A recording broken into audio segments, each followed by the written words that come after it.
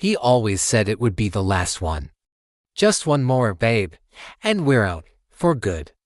I remember his voice, that low, confident rumble that always made me believe him.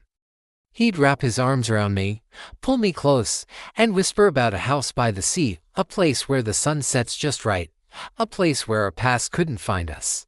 He promised me a normal life. No more looking over our shoulders, no more sleeping with one eye open. Just us, the ocean, and a future we could finally call our own. I wanted to believe him. God, I wanted to believe him more than anything. So, I nodded. I always did.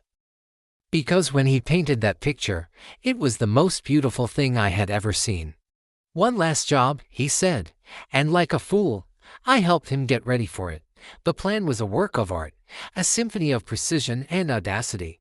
He'd spent months on it, every detail scrutinized, every contingency accounted for.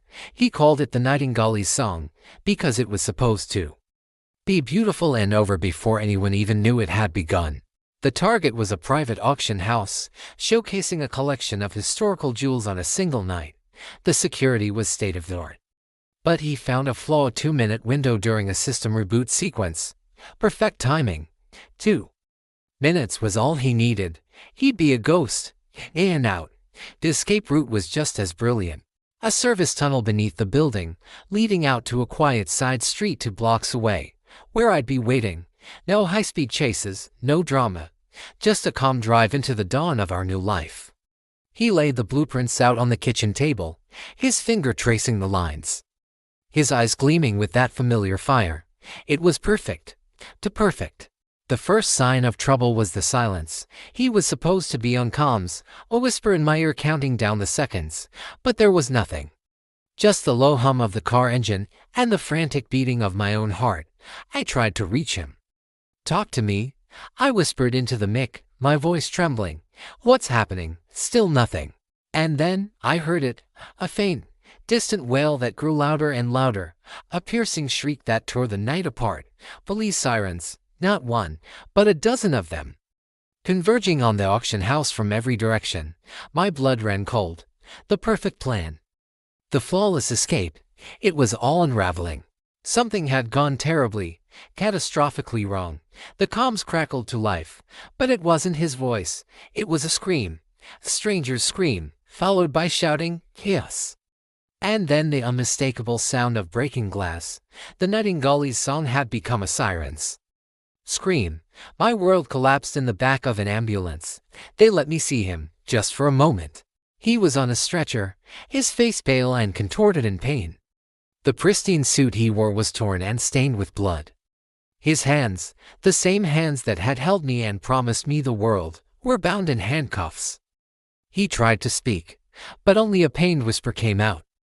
"I'm sorry," he choked, his eyes filled with a regret so profound it shattered what was left of my heart. The promise of the sea, the house, the future, it all washed away in a tide of red and blue flashing lights. In that moment, I didn't see the master thief, the brilliant planner. I just saw the man I loved, broken and bleeding, his dreams turning to dust right before his eyes.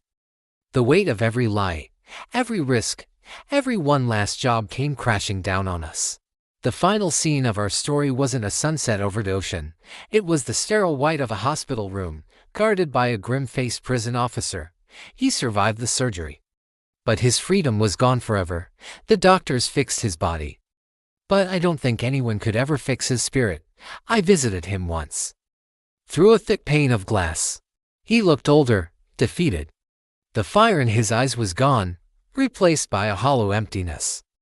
We didn't say much. What was there to say? The promises were broken, the dream was dead. He was trapped in a world of concrete and steel, and I was trapped in a world of memories and what-ifs. It was the harshest lesson of all. In that life, there's no clean getaway. There's no one last job. Every crime leaves a stain, every shortcut leads to a dead end.